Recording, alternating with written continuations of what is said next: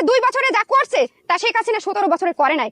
জুলাই আন্দোলনের সম্মুখ সারিতে অংশগ্রহণ করা একজন জুলাই যোদ্ধা শেখ হাসিনা তৈরি মেট্রো রেল এবং পদ্মা সেতু নিয়ে কি বলেন, চলুন একটু শুনি। এই পদ্মা সেতু বানাইছে না, সুন্দর তো বানাইছে। সে মাইরে কাইটে খাইলেও পদ্মা সেতুর উপর দিয়ে আমরা সুন্দরভাবে চলতে পারি, আমাদের কোনো অভিযোগ নাই। শেখ হাসিনা যে মেট্রো রেল বানাইছে না, আমাদের কোনো অভিযোগ নাই। মাইরে কাইটে খাইলেও সুন্দর, আমরা শান্তি পাচ্ছি। ওরা যে জাদুঘর বানাইছে 141 কোটি টাকা খরচ করে, আমরা দেখে শান্তি পাচ্ছি না, আমরা দেখে সন্তুষ্ট না। আপনি কি বলবেন, কি বলবেন? শেখ হাসিনার সাথে ওদের তুলনা করছেন? খেতে বাদ দিচ্ছে 141 কোটি টাকার হিসাব দিতে বলেন। মানুষ কেন কথা বলে না? মানুষ জানে না এই জাদুঘর করতে খরচ হয়েছে 141 কোটি টাকা। মানুষ এটা জানে না। তখন আমরা ব্ল্যাকমেলের শিকার হয়েছি, আমরা তখন ইমোশনাল হয়েছি।